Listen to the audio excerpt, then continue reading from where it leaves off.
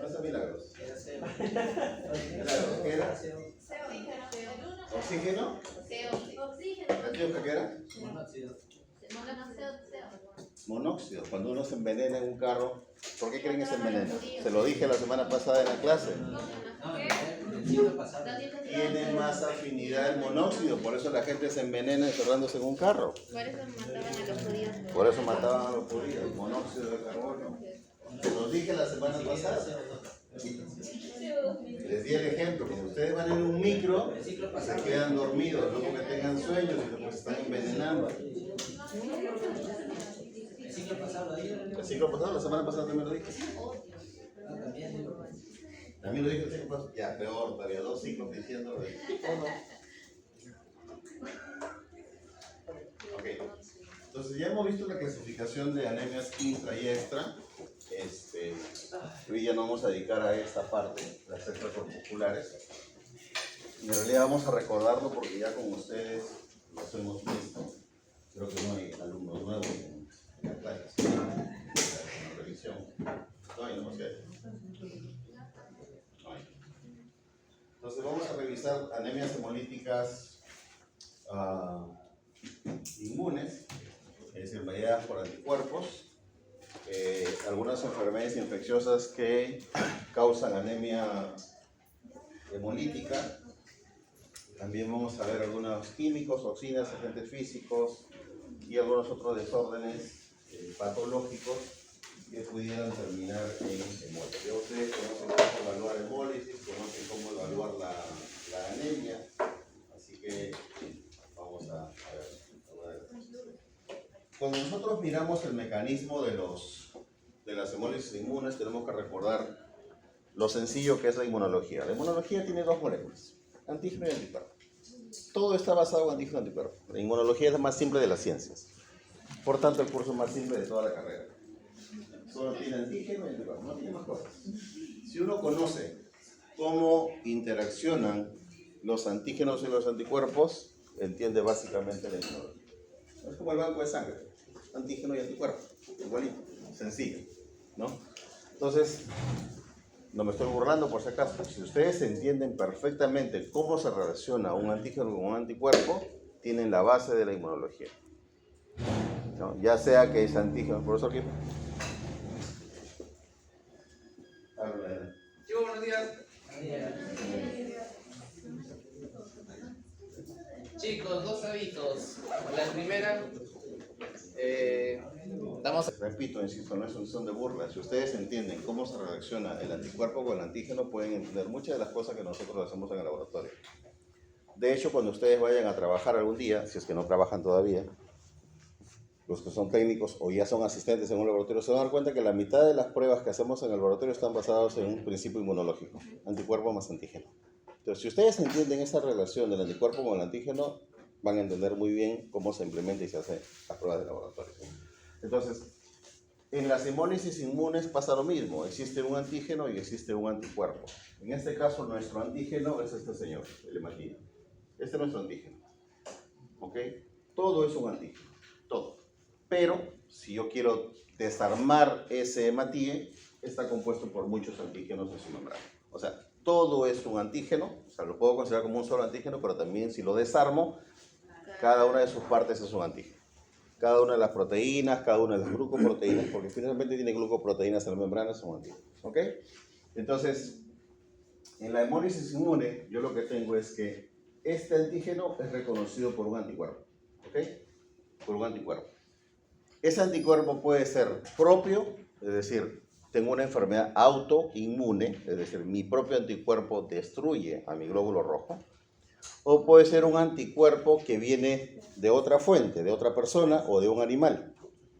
En este caso, si es de otra persona, es aloinmune, ¿verdad? Es un anticuerpo de la misma especie, pero que viene de otra persona, como en una transfusión, ¿verdad? Si alguien me transfunde plasma o suero, me está transfundiendo anticuerpos. Si yo me pongo un suero, ¿no?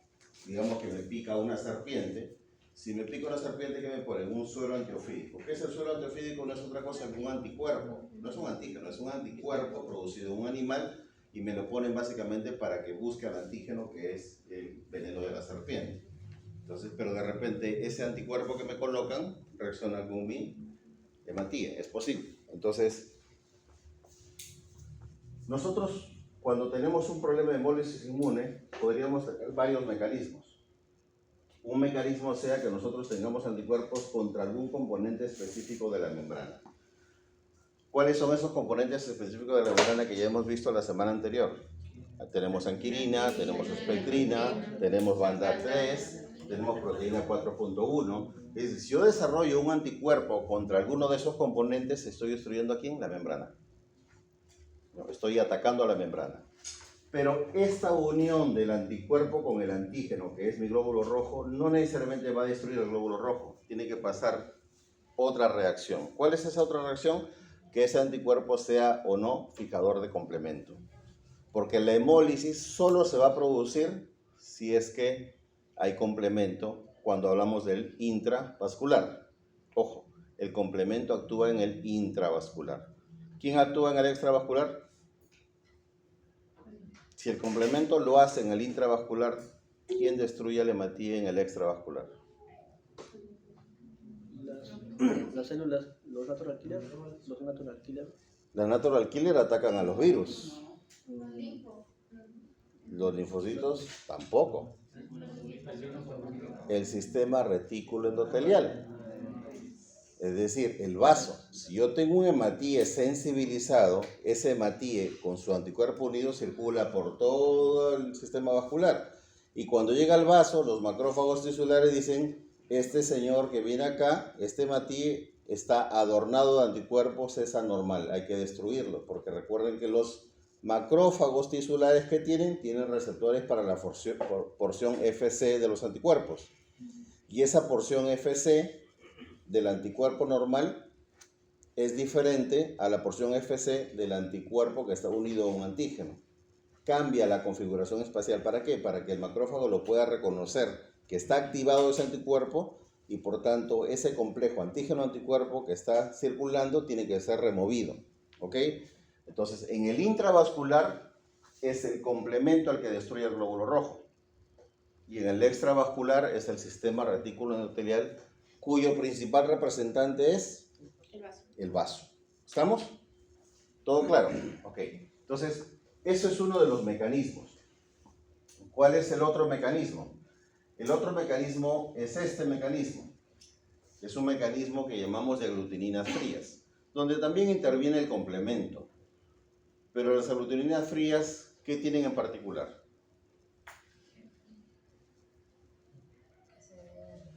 A diferencia de una IgG que está acá, ¿qué tiene la aglutinina fría? ¿Qué es IgM? Es IgM. Y la IgM en comparación de la IgG, ¿cómo se comporta con el complemento? Mejor. La IgM fija mejor el complemento que la IgG. Recuerden que la IgM tiene 5 brazos. Y de esos brazos, que tienen finalmente, o sea, son 5 anticuerpos unidos, con 10 bracitos. De esos 10 bracitos, por lo menos 5 son funcionales. Entonces, tiene una capacidad fijadora de antígeno que es mayor, 5 veces mayor que la IgG. Eso es lo primero. Y además activa mejor al complemento, ¿ok? Y se activa en frío. Eso de que se active en frío es importante. ¿Por qué es importante? Porque este anticuerpo IgG necesita temperatura corporal para poder activarse. Entonces se puede activar en cualquier momento. Pero esto de acá es importante porque se activa solo cuando yo estoy expuesto al frío. Profesor, pues yo vivo en Lima. ¿Cómo está la temperatura en este momento? Bien. Fría. Ok. Abro el refrigerador. Frío. O sea, en momentos en los que yo expongo mi cuerpo al frío es cuando se activa ese complemento. ¿Ok? Se activa este anticuerpo. Entonces, aglutininas frías. Y se produce la lisis principalmente por complemento. Entonces, profesor, entonces esta hemólisis por aglutininas frías es intra o extravascular principalmente. ¿Extra? Todo lo que Si esta es complemento mejor fijadora de complemento, intravascular. intravascular. Si fija mejor el complemento, es intravascular. ¿Ok? Es intravascular. Esta no fija tan bien al complemento, la IgG. Por eso es que cuando tenemos una hemólisis por anticuerpos calientes, es generalmente una hemólisis extravascular. A menos que la carga de anticuerpos sea lo suficientemente alta como para que sea intra y extra. Pero generalmente la IgM es una hemólisis intra y la IgG es una hemólisis extravascular. ¿Ok? Entonces, este es el segundo mecanismo. Tenemos otros mecanismos. Tenemos un mecanismo inmunológico en el cual mis células B, que vienen de mis células plasmáticas, producen células plasmáticas, van a producir anticuerpos con el glóbulo rojo. Entonces, ¿qué tengo acá? Tengo una enfermedad autoinmune. O sea, cuando yo tengo una enfermedad autoinmune, mi sistema inmunológico está produciendo anticuerpos contra mis propias células. Más frecuentes, se los he dicho, ¿en quiénes son? ¿Hombres o mujeres? Mujeres. Mujeres. ¿A partir de qué edad? 30 años. Entonces, mujeres mayores de 30 años es mucho más frecuente tener problemas autoinmunes que en los varones de la misma edad. En general, las mujeres son más propensas.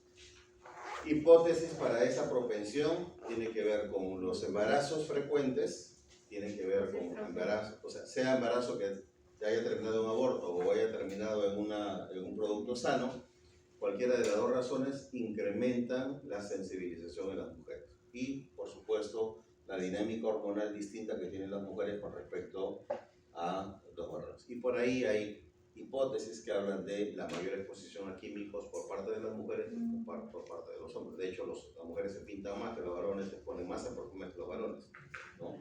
Entonces, esa exposición aparentemente podría condicionar el desarrollo de algunas enfermedades inmunes, pero es algo que no hemos podido probar. O sea, nadie puede hacer un ensayo clínico y decir a este grupo de mujeres las expongo a sus químicos y a este grupo no. O sea, ningún comité de ética me va a permitir hacer ese estudio, ¿no?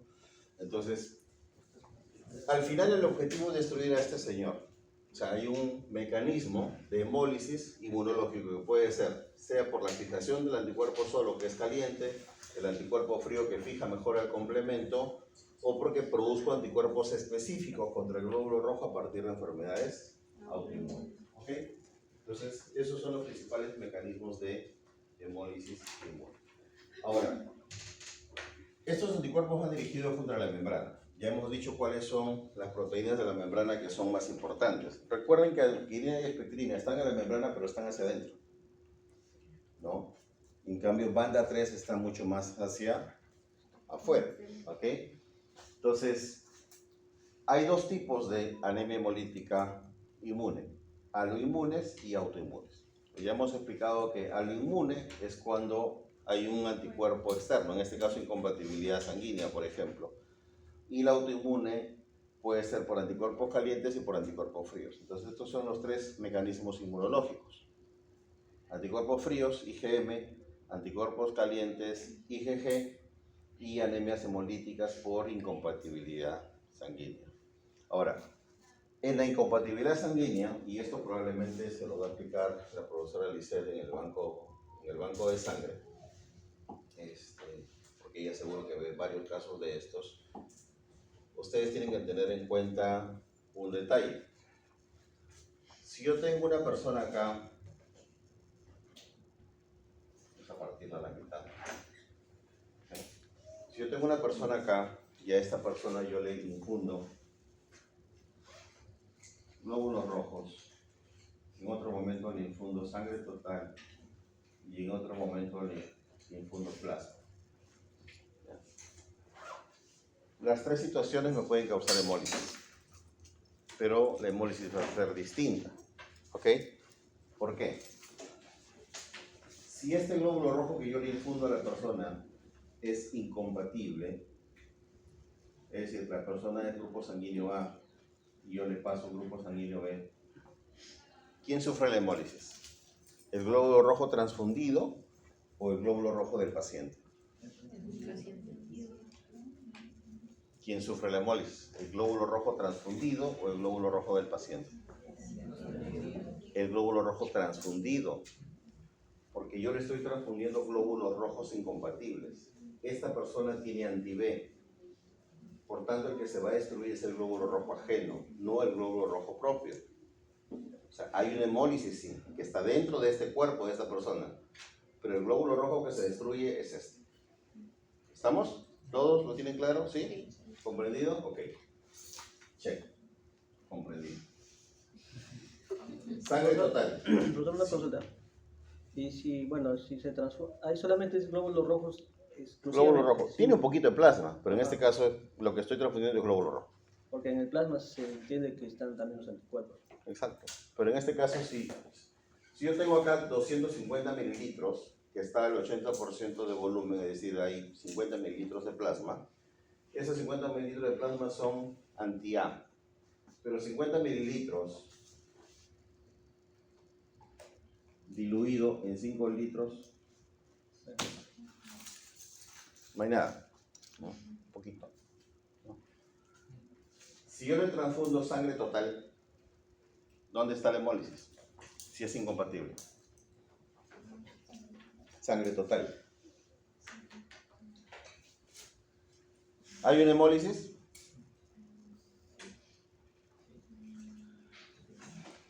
¿No? ¿Por qué no?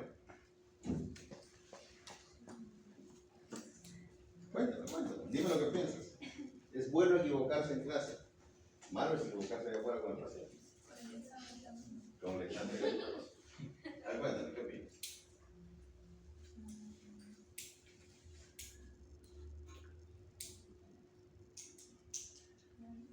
¿No sabes? ¿Alguien tiene una opinión? Sí hay dos hemólisis. Hay dos hemólisis. Porque si este señor es B, estamos hablando de que sea B, es incompatible con este señor. La premisa del ejemplo es que sea incompatible, ¿verdad? Entonces, si yo le paso sangre total B a este señor que es A, este señor tiene anti-A, anti-B, va a destruir el glóbulo rojo que le estoy transfundiendo. Pero como es sangre total, es 50% plasma y 50% glóbulo rojo, ¿verdad?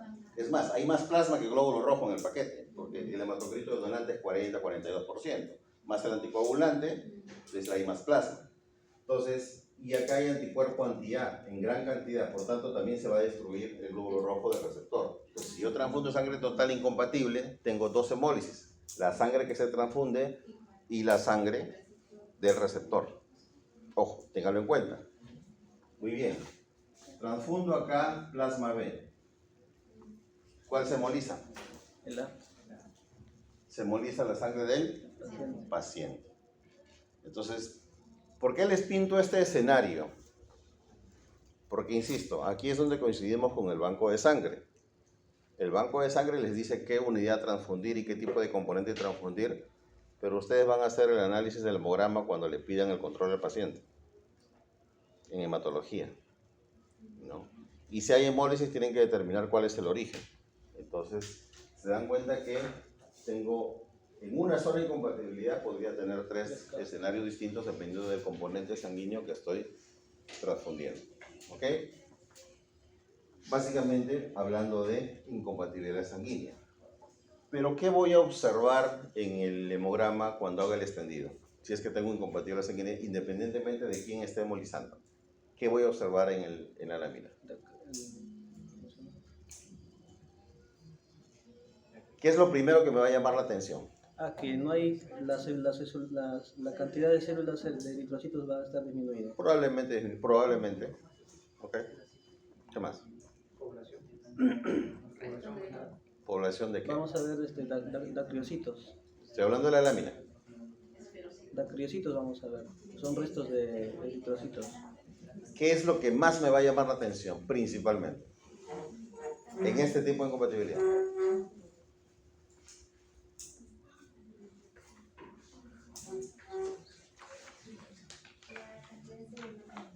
La cantidad de serie blanca. No. ¿Reticulocitos? Tampoco. Porque si no le transfundo, los reticulocitos van a estar igualitos. Algo que me va a llamar la atención a efectos de esta incompatibilidad. Aglutinación. O sea, voy a ver aglutinación. No debería verlo, porque recuerden que tengo un anticuerpo contra un antígeno. Y se va a aglutinar. ¿De qué tipo son los anticuerpos del grupo sanguíneo? ¿G o M? El anti-A, el anti-B, ¿de qué son? ¿Son G o M? ¿G? M. Son M. Por eso no cruzan la placenta, porque son M. Porque si fueran G, nosotros no existiríamos ya. Ya nos hubiéramos extinguido si fueran G.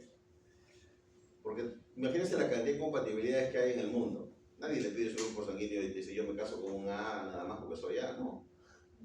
Entonces, menos mal que son M. Si fueran G ya estaríamos out del planeta, ¿no? Entonces habría aglutinación. Por supuesto van a haber diacrocitos, van a haber poiquilocitos, pero lo primero que me va a llamar la atención es que haya aglutinación, ¿no? Porque recuerda que es IgM y por tanto van a haber más células captadas por cada anticuerpo. ¿Ok?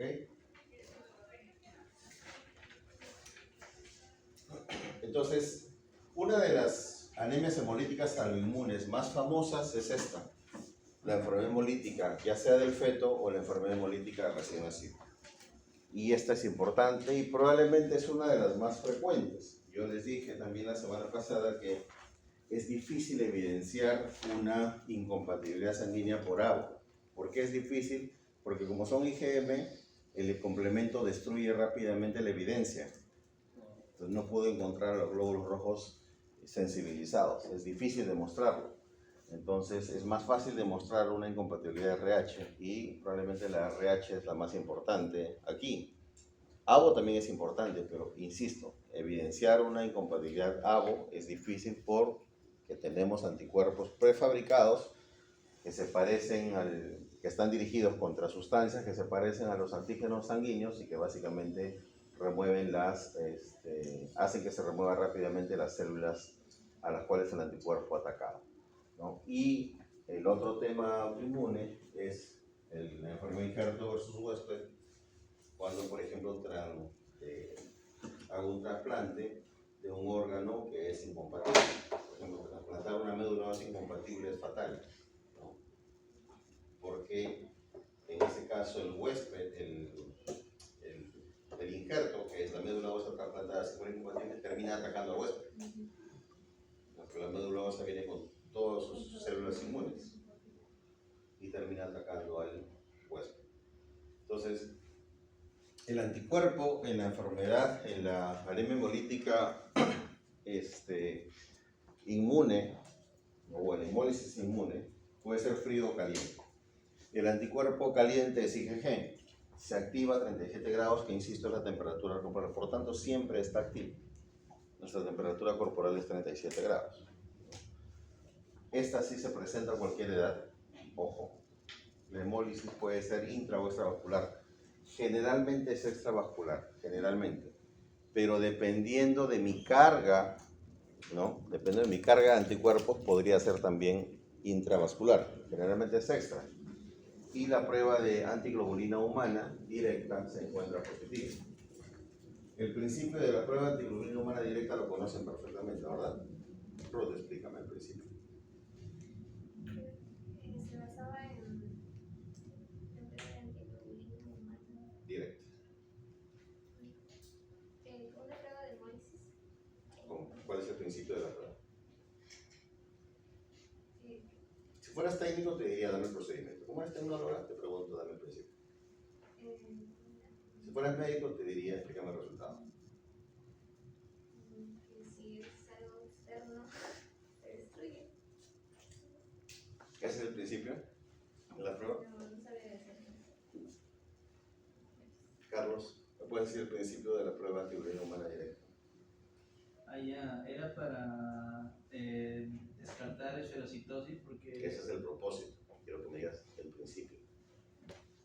Ya, era para anemia hemolítica y ¿Me sigues dando el motivo? Entonces el principio de la prueba... Solange.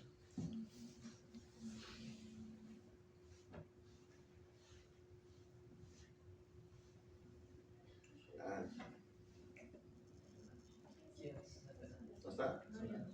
¿No ha venido? No viene.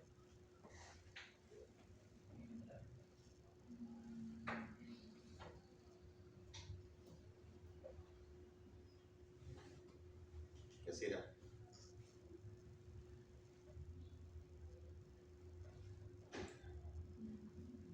Y más se agacha, y más se agacha.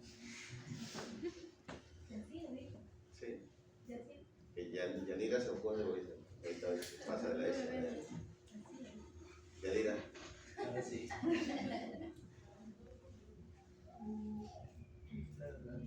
Detectas, por ejemplo, al anticuerpo, detectas anticuerpos que estaban pegados en la membrana del eritrocito. Cuando yo les pregunte, o cualquier profesor les pregunte el principio de la prueba, les está preguntando cuál es el fundamento de la prueba. ¿Ya? Y el principio de la prueba de antiglobulina humana directa se basa en que uso un anticuerpo, de ratón, de perro, de lo que sea, para detectar hematíes sensibilizados. Nada más. Ese es el principio de la prueba. Uso un anticuerpo para detectar un hematíes sensibilizado. Y ese anticuerpo que uso es un anticuerpo anticuerpo, es una antiglobulina. Ese es el principio de la prueba. ¿Ok? Ya la aplicación, el procedimiento, una gota, 2 gotas, 3 gotas, eso viene en el recetario. ¿Ok? Entonces, este es el principio, ¿no? Yo tengo un antígeno, que es mi glóbulo rojo, y que está sensibilizado con anticuerpos. Y esto es lo que está circulando. Y la intención de la prueba es poder detectarlo en una muestra de sangre. Tomo la muestra de sangre, lo junto con mi reactivo, que es mi antiglobulina, y lo que quiero evidenciar es aglutinación. Eso es lo que trato de evidenciar, ¿no? Eso es lo que evidencio. Y ese es el principio de la prueba de antiglobulina humana directa. Ahora, esta hemólisis de la que hemos hablado aquí, ¿no?, que es detectada mediante esta prueba, puede ser afectada por algunos factores que pueden no solamente influenciar, sino que pueden extender la presencia de la hemólisis inmune. Y esto agrava la condición de las personas que sufren estas condiciones. O sea, el anticuerpo es un factor importante. ¿Por qué? Porque no todos los anticuerpos se comportan de la misma manera. ¿Cuál es el primer anticuerpo en producirse cuando yo tengo un proceso infeccioso, por ejemplo, o me pongo un antígeno? Yo tengo la IgG y la IgM, ¿verdad? Ya, pero dentro de las IgG, ¿cuál es la primera que se produce? Yo tengo IgG 1, 2, 3 y 4. No es la 1. La 3 es la que se empieza a producir primero. Entonces, y ahora, de esos 4 anticuerpos, los anticuerpos tienen una característica que se llama avidez y otra característica que se llama afinidad. ¿Okay? ¿Qué significa la avidez? La rapidez. La rapidez con la Que se forma un complejo. complejo. Ok, vamos a llamarle la rapidez. Tiene que ver con la velocidad. Ok, y la afinidad. ¿Qué tan compatible es ese anticuerpo con el antígeno? Entonces, esas dos características son importantes. Entonces, yo puedo producir una cantidad de anticuerpos distintos, pero hay anticuerpos que van a ser más afines con el antígeno y hay anticuerpos que van a competir mejor por el antígeno, que es la avidez. Es la competitividad que tiene mi anticuerpo con respecto al antígeno. Y la afinidad es qué tan compatible es mi anticuerpo con el antígeno. ¿Okay? Entonces, esas dos características que están acá van a influenciar esto. Entonces, por tanto, dependiendo de la clase de anticuerpo que yo produzca, ¿no? O sea, yo tengo M y G, ¿ok? Y dentro de G yo tengo subtipos de G, ¿no? Y eso me va a permitir saber qué tan grave podría ser incluso la infección. Y ese laboratorio me tiene que decir. Lo otro es la concentración del anticuerpo. ¿Qué se puede medir? Nosotros podemos medir concentración de todas las inmunoglobulinas en suero. La avidez que la acabamos de mencionar y esto que es importantísimo. La reactividad térmica. Es decir, si yo tengo anticuerpos de amplia cobertura térmica, significa que no importa si el paciente está en frío o en calor, igualito el anticuerpo se comporta eficientemente.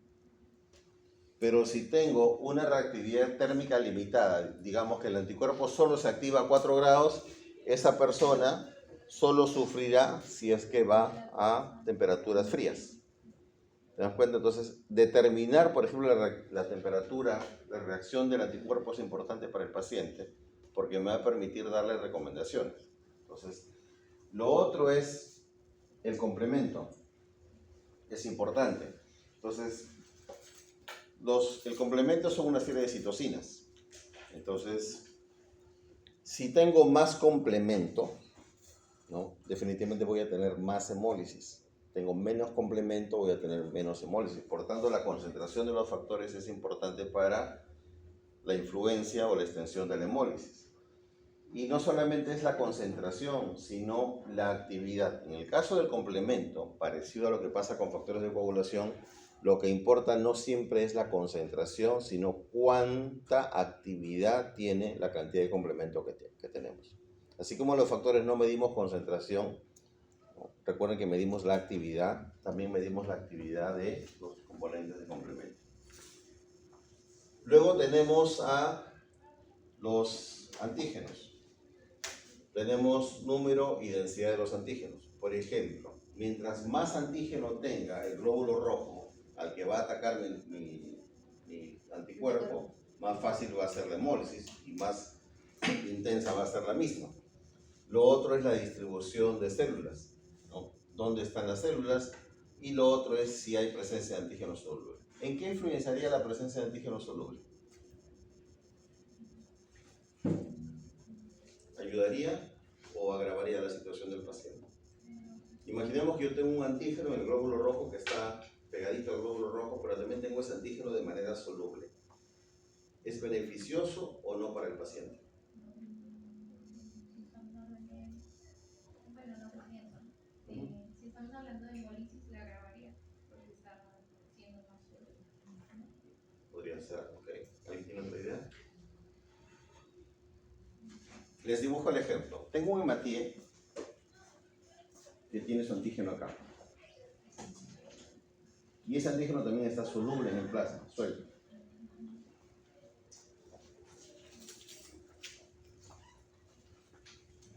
¿Es una ayuda para el paciente que esté soluble o no? Sí. ¿Por qué? Porque no se va a pegar. Claro, porque el anticuerpo se va a pegar acá. Y ya no se va a pegar acá. Entonces, si el antígeno está soluble, podría hasta cierto punto ser beneficioso para el paciente. ¿Por qué digo hasta cierto punto? Porque ¿qué pasa en el cuerpo con los complejos antígeno-anticuerpo? ¿A dónde se van? Precipita. Al riñón, se queda en el glomérulo, precipita en el glomérulo y entonces podrías tener un problema renal. Esa es la gran dificultad. Pero te salva tu glóbulo rojo.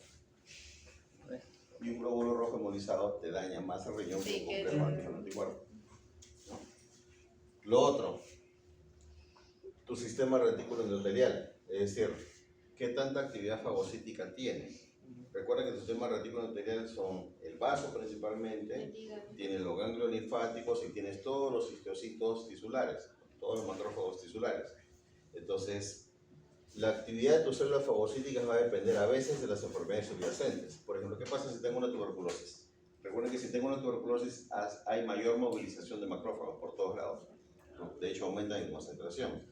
Y si yo tengo mayor actividad de macrófagos, tengo mayor producción de citoquinas y linfoquinas. Porque recuerden que ¿quién inicia todo el proceso de fagocitosis? Macrófago. ¿Y qué libera? Libera citoquinas ¿para qué? Para jalar a todas las células linfocíticas.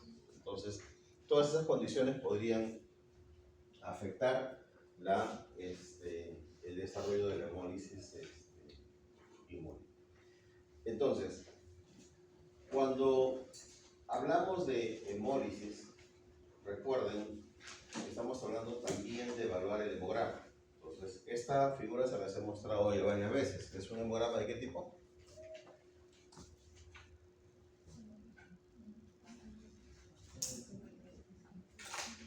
¿Qué hemograma es?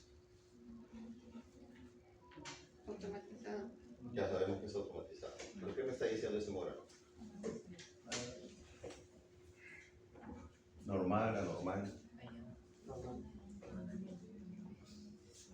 Normal. Buena distribución, bonita curva, todos los parámetros dentro de los valores referenciales. No hay nada raro, ¿verdad? Absolutamente nada raro. ¿Estamos de acuerdo? ¿Sí? ¿Por qué se lo muestro? Hacer el lámina. ¿Por qué la lámina no es normal? Entonces, en este caso, se le ha tomado un hemograma a una persona que tiene una hemólisis. Es una hemólisis probablemente leve, moderada, ¿ok?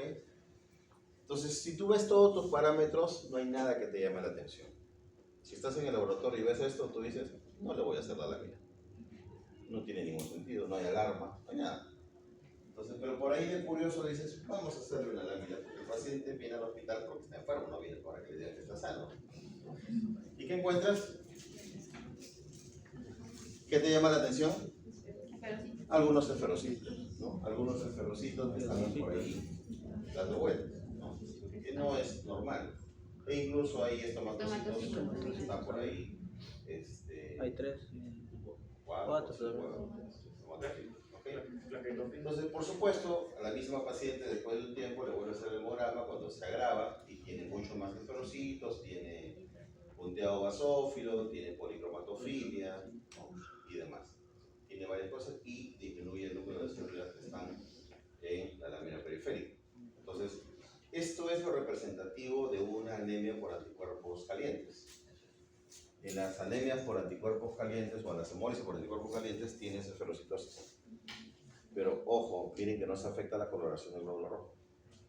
Ojo, no se afecta la coloración. Y es más, cuando la anemia es leve, la hemólisis es leve o moderada, no se afecta el resultado del hemograma. ¿Ya? Al principio no se va a afectar este resultado. ¿Okay? Pero cuando tengo una anemia hemolítica por anticuerpos fríos, ya tengo IgM, ¿okay? Que es mi principal anticuerpo.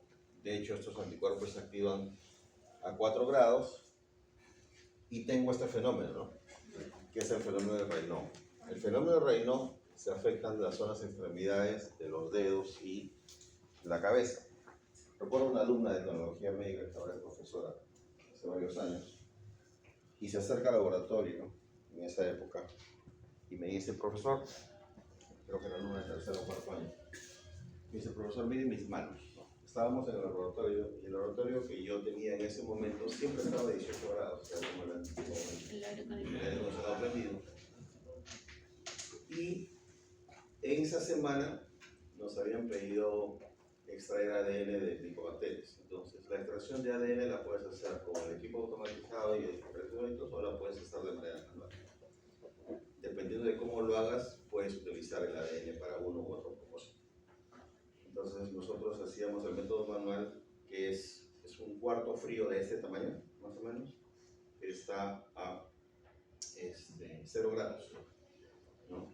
Entonces tú llevas tu mesa, llevas tu centrífuga dentro del cuarto frío y trabajas dentro, ¿no? Haciendo la extracción. Entonces te pones una casaca y todo. Entonces a la señorita, que en ese momento era pasante, la mandamos al cuarto frío a trabajar. Entonces no entras al cuarto frío por 10 minutos, entras por más o menos 6 a 8 horas, ¿no? Entonces es como estar no sé, pues, en Huaraz, en la montaña, una cosa así. Entonces, pasado un par de horas, la chica toca el timbre, porque tenemos un timbre de emergencia dentro de la cámara fría. Toca el timbre de emergencia porque empezó a tener dolor de cabeza y se sentía mal. Entonces, cuando entramos a la cámara, sus dedos estaban azules, ¿no? Sus orejas azules también, ¿no? Entonces, la sacamos del laboratorio, pensamos que se había enfriado, entonces, pero no se había enfriado, ¿no? Tenía una hemólisis por anticuerpos fríos que nadie nunca le había detectado. Jamás. Vivía en Lima. Y ustedes se la detectaron. Entonces la detectamos de casualidad. Entonces ella se puso mal, la llevamos al hospital y todo. En el hospital le dijeron que no tenía nada, que solamente se había enfriado, que no le hicieron las pruebas respectivas.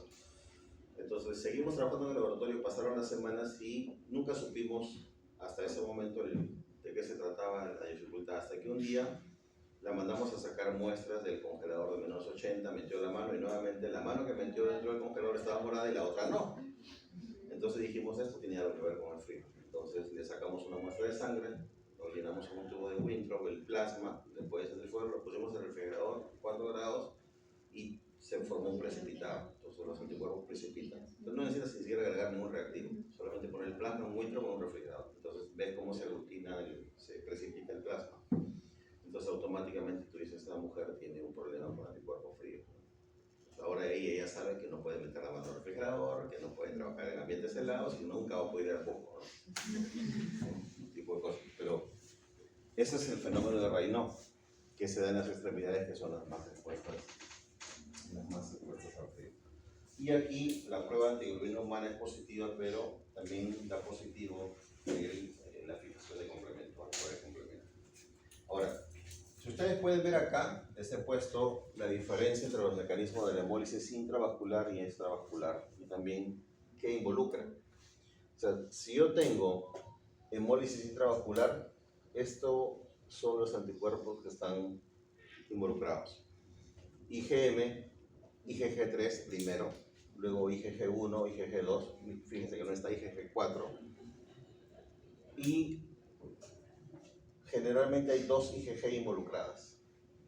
Y cuando hay 2 IgG involucradas, se activa el complemento. ¿Okay? Hay citotoxicidad celular que es dependiente de los anticuerpos, es decir, hay destrucción de células que en este caso es dependiente de la presencia de anticuerpos. Generalmente la hemólisis es intravascular y esto es lo que yo encuentro en el laboratorio. Encuentro hemoglobina libre en el plasma, encuentro hemoglobina libre en la orina, encuentro aptoglobina disminuida en el suero, bilirrubina indirecta aumentada en el suero, aumento de deshidrogenasa láctica y la prueba de antiglobulina humana directa positiva. ¿Ok? Tengo una hemólisis intravascular que generalmente es producida por IG, intravascular IG, M principalmente y algunas variantes de IG. Cuando la hemólisis es extravascular, tengo sensibilización por IgM, pero también por IgG. Puede estar ligada o no a complemento, pero aquí hay fagocitosis mediada por células, porque se da en el vaso, principalmente, en el sistema retículo endotelial. Entonces, el vaso es el principal involucrado, va a destruir todas las células que estén opsonizadas, sea por IgG o por IgM. ¿Okay? Hay en sangre periférica esferocitosis.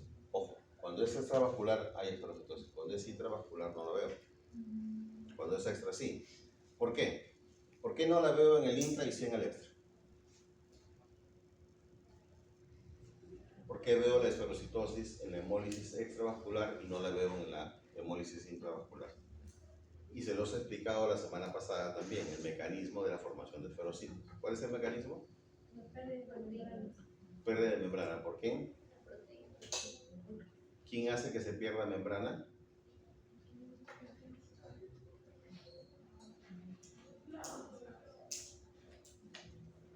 ¿Quién hace que el matille pierda membrana y se convierta en esferocito? El vaso. Recuerden que el vaso muerde al esferocito, por tanto, para que se vuelva esferocito tiene que ser extravascular. O sea, tiene que estar involucrado el sistema reticular endotelial. ¿Ok? Entonces, no aquí. Tiene que estar aquí. Entonces, generalmente el esferocito es por anticuerpos de tipo caliente o frío. Si es extravascular. Principalmente caliente. ¿Ok? La aptoglobina, de hecho, va a estar disminuida. La bilirrubina indirecta aumentada, LDH aumentada y la prueba de anticuerpo, la prueba de antiglobulina indirecta también positiva. ¿En cuál habrá más hiperbilirrubinemia? ¿En la extra o en la intra?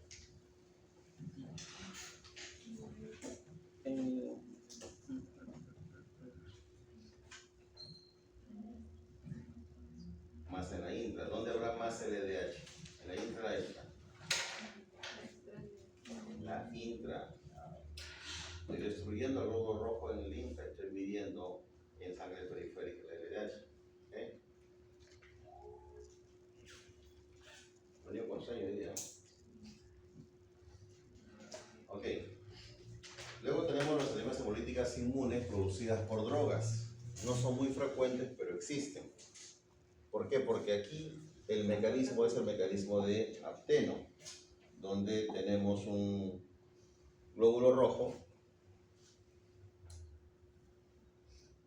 Tengo glóbulos rojos que están circulando y digamos que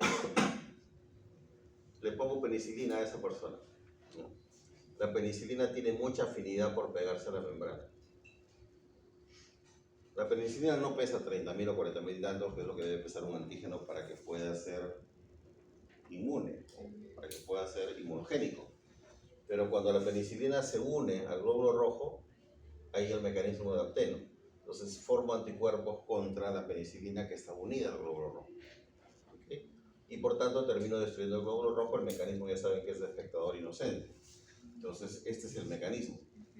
No es un anticuerpo contra el hematín, es un anticuerpo contra la penicilina. Pero esa penicilina solo genera un anticuerpo cuando está unida a la membrana del hematín, que hace el mecanismo de apteno. ¿Okay? Dejamos de consumir la droga y desaparece la hemólisis. ¿Okay?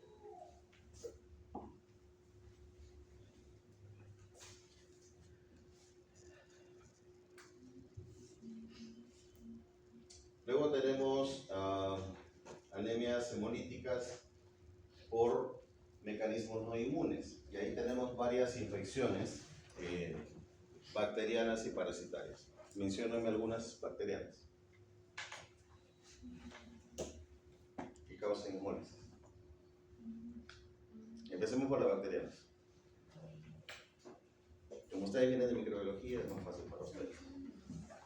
Mario, Bruselas. ¿me preguntas o me contestas? Bruselas. Bruselas, ok. Entonces, Bruselas. Bartonella.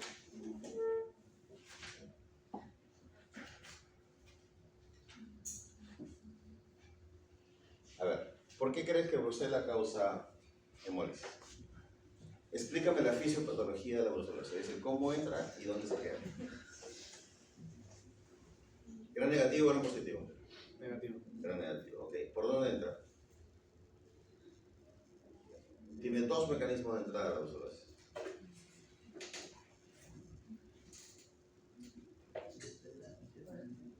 ¿Cuáles son los mecanismos de entrada a la brucelosis? ¿Por dónde entra? Digestivo. Ingestión, ¿no? Los alimentos. ¿Y el otro? Aérea. Aérea, ¿no? Lo puedo respirar, ¿ok? Entonces ya. ¿Y de ahí a dónde pasa?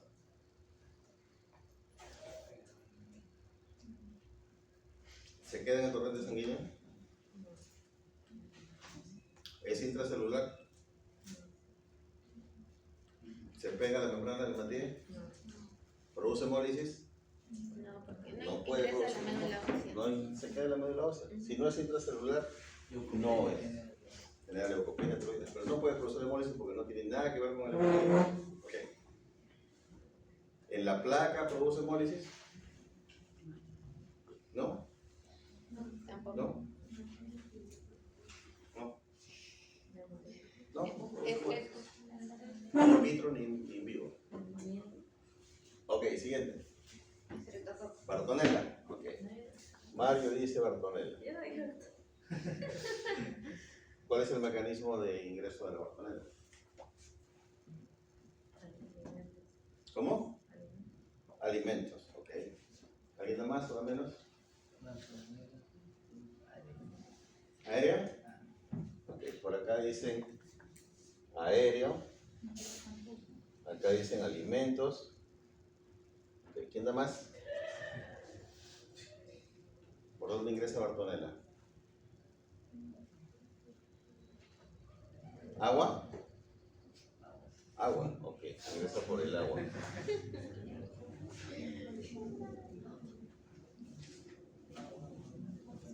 Si en este momento fuera el examen nacional de tecnólogos médicos, jalado, jalado y jalado. Es transmitido por un vector, por la manta blanca. ¿Cómo se llama la manta blanca? ¿Cuál es el nombre del mosquito?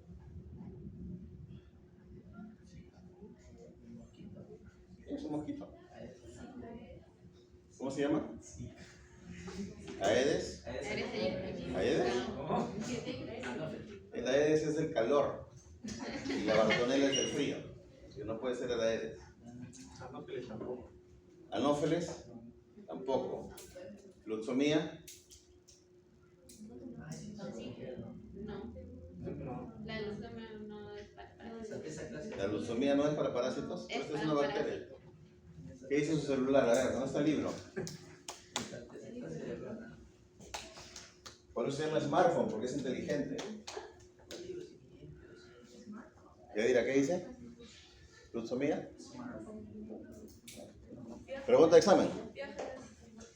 ¿Biógenes? ¿Causa?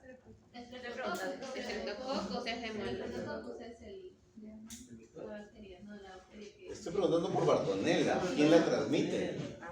No me puedo ir de hoy día dejándolos con la duda, porque se los voy a poner en el examen y van a jalar. Jala nomás. Aedes nuez. ¿No es para el arañazo de gato? Arañazo de gato. El gato no transmite Bartonella. La enfermedad se llama arañazo de gato porque parece un arañazo de gato. La pulga. ¿La pulga? Bartonella, la pulga, me mato. Les estoy diciendo que el mosquito se le conoce en el Perú como manta blanca. Y les he dicho que es un mosquito, ¿cómo me puede decir que es una pulga?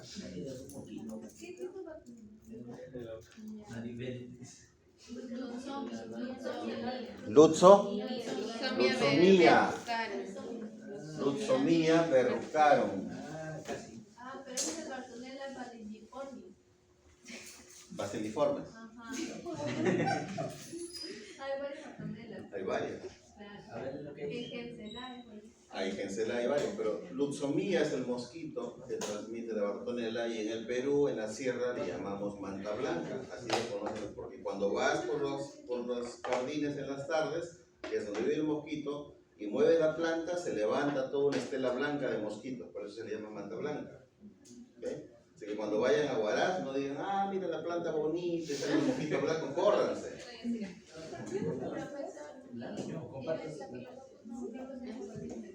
Estafilococos, ¿produce hemólisis sí o no? Sí. Sí, no. Porque está presente en la piel y, por ejemplo, por la niña en una vía, como algo, sí, no se desinfecta.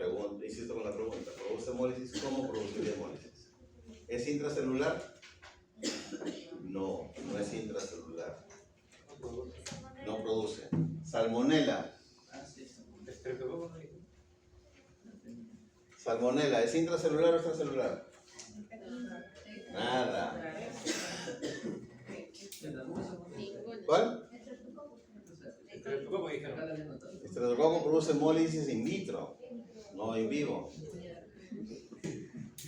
Se les acabaron las bacterias y ninguna le dieron, solamente una, que es Bartonella. ¿Hay alguna otra bacteria?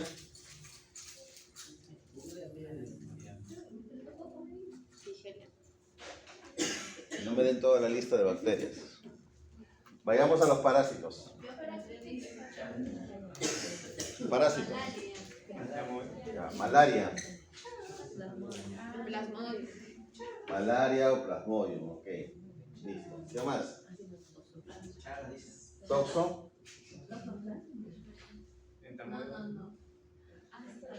¿En qué?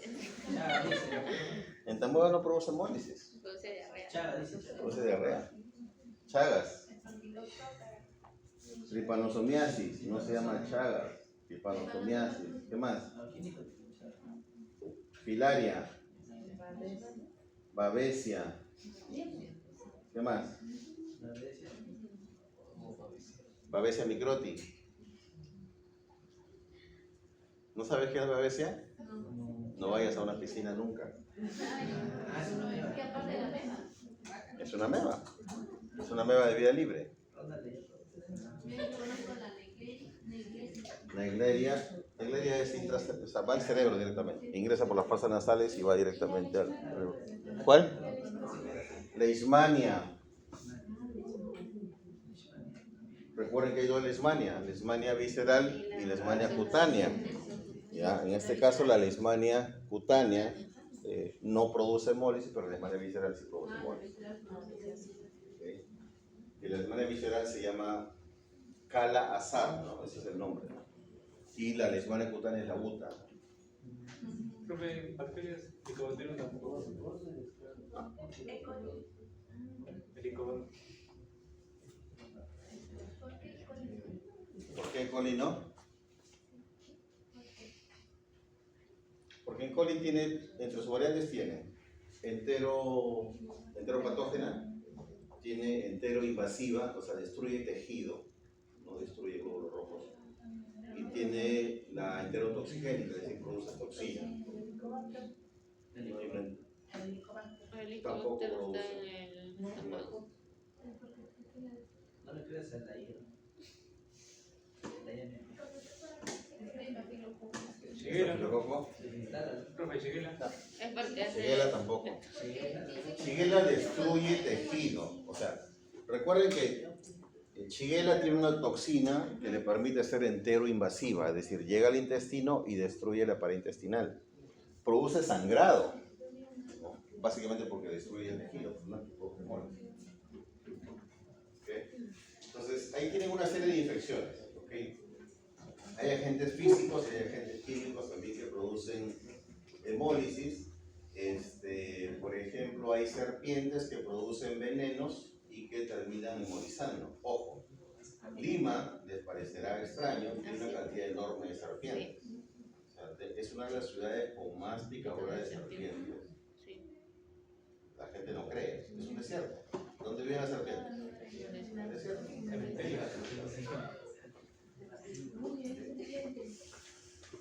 No sé si estuvieron presentes en la conferencia de la semana pasada en el PANS, que fue virtual y fue presencial, pero el doctor Maguiña justo presentó datos de uno de los signos de la picadura de araña casera es la hemólisis.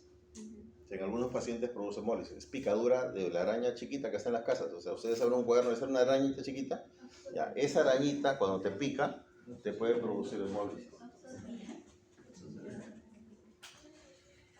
Para aquellas personas que no ordenan su cuarto. Luego tenemos la HPN, la hemólisis de la marcha y síndrome de fragmentación de glóbulos rojos. Entonces, aquí dice toxoplasma, ojo, hace rato les dije que no. ¿Ya?